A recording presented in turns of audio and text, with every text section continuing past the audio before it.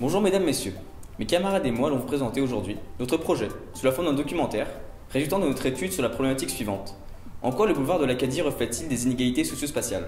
Nous avons choisi ce sujet car nous le considérons pertinent vis-à-vis du cadre pédagogique, en lien tout d'abord avec les sciences économiques et sociales, traitant à la fois un aspect social et économique, mais aussi la géographie, en étudiant le phénomène de fragmentation socio-spatiale. Après s'être rendu sur le terrain, afin de favoriser notre étude et de se rendre compte des enjeux présents, nous avons regroupé nos recherches afin de réaliser ce documentaire. Étant un boulevard séparant les quartiers de Ville-Montréal et Parc Extension, nous sommes intéressés plus particulièrement au profil socio-démographique de ces deux quartiers afin d'établir une comparaison construite, mais aussi reflétant du contraste réel dans divers domaines au niveau de ces deux quartiers. Sans plus attendre, passons à la partie économique. Notre sujet reflète une réalité poignante de la société de nos jours, aussi bien à l'échelle régionale que locale. Nous avons pris le temps de bien analyser les deux côtés de cette barrière pour pouvoir prendre une approche plus constructive à la réponse de notre problématique. Un des points les plus frappants est l'économie qui se diversifie énormément entre ces deux côtés. Tout de suite, Madame Marie Doros, conseillère municipale de Parc Extension, suivie de Monsieur Roy, maire de Ville-Montréal. Je me présente, je suis Mary Deros, je suis conseillère municipale de Parc Extension depuis 1998. Je suis maire suppléante aussi de l'arrondissement ainsi que maire suppléante de la ville de Montréal.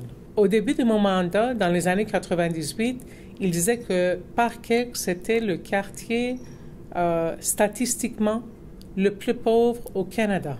On a des pauvres, mais on a aussi des gens qui sont très bien économiquement et on a beaucoup de familles de moyennes revenus. Il n'y a pas un grand secteur d'employabilité dans le quartier.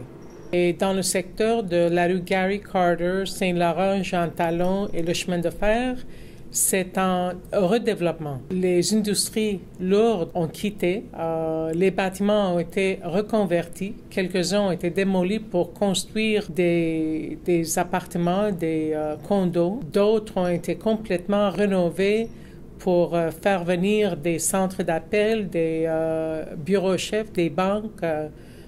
Donc, on a développé un pôle d'emploi dans ce secteur-là, ainsi qu'une densification des résidences. Bonsoir. Mon nom est Philippe Roy. Je suis maire de Ville de Montréal. C'est une ville à un caractère résidentiel. Donc, c'est un genre de carré résidentiel accompagné d'un second carré de l'autre côté de l'autoroute des Carrés où là, c'est un secteur industriel. Économiquement, c'est clair que c'est une communauté qui est privilégiée. Donc, c'est beaucoup des gens, des médecins, des avocats, des chefs d'entreprise. On retrouve beaucoup ça ici. Puis, ça va de soi parce que l'accès à la propriété est particulièrement difficile ici. Comme on est un quartier central et un quartier fortement en demande, on a d'excellentes écoles et tout, ça fait que l'accès à la propriété est plus difficile. Donc, on a une population particulièrement privilégiée financièrement.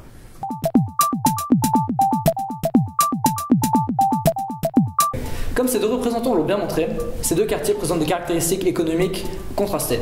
Mais qu'en est-il de l'aspect social?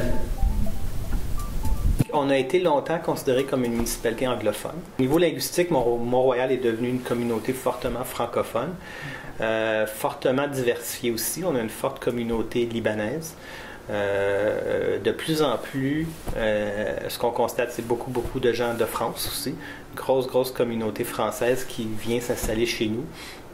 Donc, c'est une communauté diversifiée, mais fortement francophone.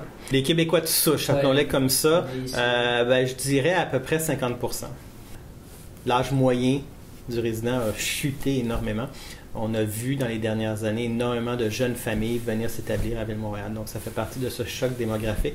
Nous, la ville, ça nous oblige à investir dans des nouveaux terrains de soccer, des nouvelles installations sportives, tout ça. Donc, de revoir nos services pour accueillir ces nouvelles familles-là. On peut décrire le quartier comme un quartier qui est multi-ethnique, d'à peu près 40 000 résidents qui accueillent les nouveaux arrivants facilement. Nous avons à peu près 115 différentes communautés d'origines diverses. C'est vraiment multiculturel. À Montréal, à Parc-Ex, tout le monde sont des voisins, ils vivent en paix. Ce qui est intéressant, c'est la richesse de la diversité, les différentes cultures, les couleurs, les différentes saveurs de leurs repas. On est très riche en diversité.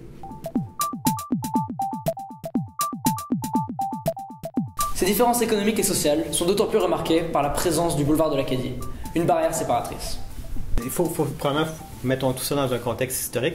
Mont-Royal a été construit avant les municipalités ou les quartiers qui l'entourent.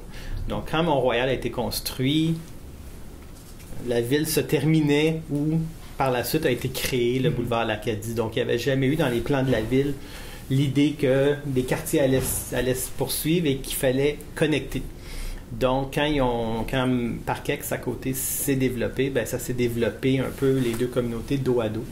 Et avec un grand boulevard qu'on a voulu faire à l'époque des années 60-70 où on construit des autoroutes partout. Donc, cette espèce de grand boulevard totalement déshumanisé qui sépare les deux communautés.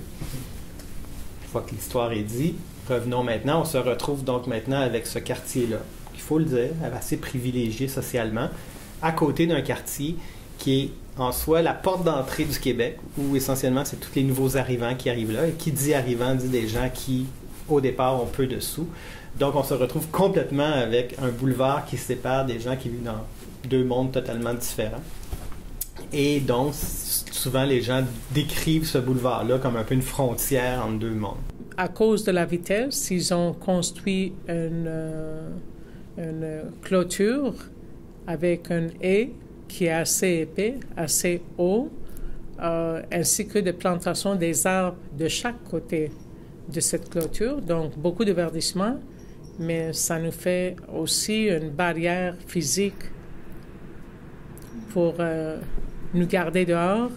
Dans le passé, quand mes enfants étaient tout petits, pour Halloween, les portes, il y a à peu près 3-4 portes qui donnent accès à Ville-Mont-Royal. Ces portes-là ont été barrées avec des chaînes pour nous garder dehors, mais quand même, on était capable de tourner à l'alentour pour se rendre là, pour avoir une collection de meilleure qualité des chocolats. Mais quand même, c'est pénible de voir ce type d'action. L'accès est là, mais la façon que c'est fait, c'est pas très accueillant. Je dirais que d'un côté, il faut avoir une barrière parce que c'est une autoroute. L'Acadie, là, ça roule très vite.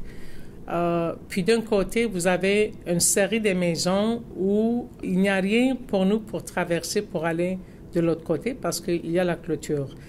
De l'autre côté, par exemple, sont des maisons unifamiliales et souvent les enfants sont dans les rues, ils jouent, ils ont des petits chiens. Ils ne veulent pas qu'il ait cet accès facile où ils peuvent peut-être... il faut avoir quelque chose pour la sécurité.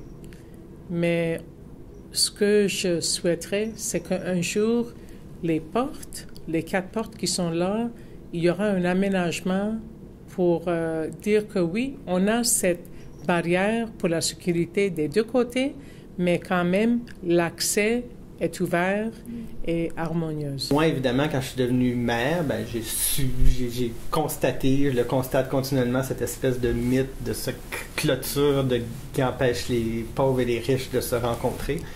Moi, je travaille actuellement, j'essaie de convaincre l'arrondissement voisin qu'on crée un genre de parc entre les deux municipalités, qu'on retranche une, peut-être même 2 travées sur le boulevard l'Acadie direction sud et qu'on en fasse un genre de parc linéaire, sans clôture, sans haie, vraiment un endroit où les deux communautés pourraient se rencontrer puis pourraient bénéficier les deux communautés de ce nouvel espace vert-là. Donc ça, on en rêve, on n'en est pas là, mais ça va peut-être arriver. Nous pouvons donc dire que, grâce à ces différents aspects, le boulevard de l'Acadie est une preuve flagrante de l'inégalité socio-spatiale et économique entre les deux quartiers Ville-Mont-Royal et Parc Extension. On peut même le considérer comme une frontière. Cependant, comme nous l'a dit M. Roy, maire de Ville-Mont-Royal, la commune a un projet de rassemblement des deux quartiers grâce à un parc qui permettrait aux communes de se rejoindre et de se retrouver.